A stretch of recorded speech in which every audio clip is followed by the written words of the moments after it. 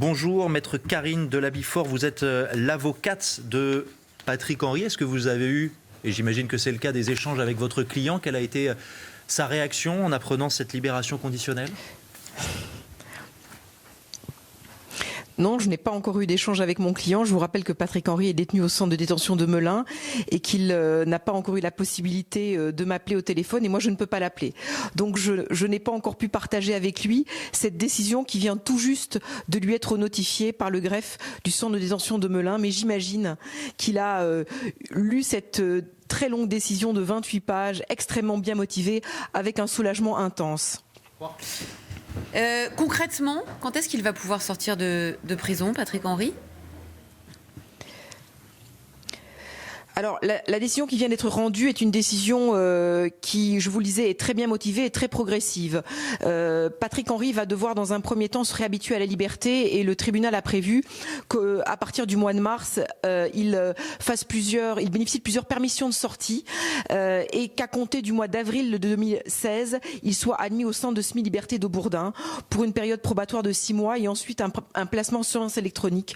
Donc, quelque chose de très progressif et qui me semble tout à fait conforme aux vœux que émettait la présidente du tribunal d'application des peines et qui me semble également donner toute garantie à ce que le parquet exigeait, à savoir un encadrement ferme si M. Henry pouvait prétendre à la liberté.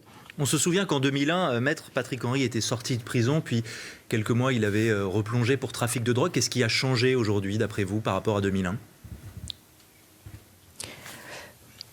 Vous imaginez bien que si le tribunal d'application des peines aujourd'hui a décidé de lui faire à nouveau confiance, c'est parce qu'il a justement analysé le chemin parcouru par Patrick Henry depuis 2001. Lorsqu'il a été réincarcéré, cet homme a été littéralement totalement dévasté par cette libération qu'il avait gâchée, cette liberté qu'il avait gâchée.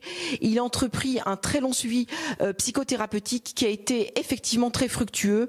Et Patrick Henry, lors de l'audience du 8 décembre, ainsi que le rappelle le jugement que je viens de lire, a pu exprimer de manière tout à fait émouvante, mais avec la froideur qui est la sienne, parce que c'est son type de personnalité, les regrets et ce qu'il avait pu apprendre de son précédent échec en 2001. Et il a donné au tribunal, et c'est ce que reprend le jugement, toutes les garanties pour que cet échec ne se reproduise pas aujourd'hui. Et qu'est-ce qu'il a appris et quelles sont ces garanties aujourd'hui ? Eh bien, il a d'abord réfléchi aux raisons pour lesquelles il avait mis en échec la liberté. Je vous rappelle qu'en 2001, lorsqu'il est sorti, il avait été assailli par les journalistes. Il avait dû à la fois être très exposé médiatiquement et sur le plan personnel, il était confronté à une volonté de son employeur, une volonté de son entourage qui était de se cacher. Cette dualité avait été très difficile à gérer pour lui. Et ce qui est une chose étrange, c'est que durant les 25 premières années de détention, Patrick Henry n'avait jamais pu faire une psychothérapie. Cette psychothérapie était indispensable pour l'aider à savoir pourquoi il avait pu mettre en échec cette libération. Aujourd'hui, c'est un homme de 62 ans, beaucoup plus mûr, qui, de l'avis de tous les experts, n'est pas dangereux sur le plan psychiatrique.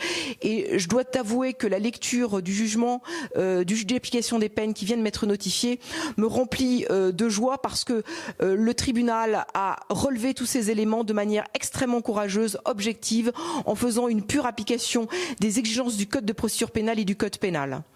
Quelles sont les envies aujourd'hui de Patrick Henry, après plus de 38 ans en prison ? La première envie, ce sera de serrer sa mère de 92 ans dans ses bras, parce que c'est quelque chose qu'il attendait depuis de nombreuses années, de le serrer en homme libre. Et puis je pense qu'après, Patrick Henry, et je le dis, j'en profite de le dire maintenant, va vouloir peut-être vivre sereinement et hors caméra sa liberté. Il va vouloir devenir un homme presque comme tout le monde. C'est un enjeu. Il sera aidé pour cela par les personnes qui l'ont toujours entouré. Il sera aidé aussi par le cadre judiciaire qui lui a été imposé. Mais Patrick Henry aujourd'hui va essayer de terminer sa vie de manière sereine et bien loin des caméras.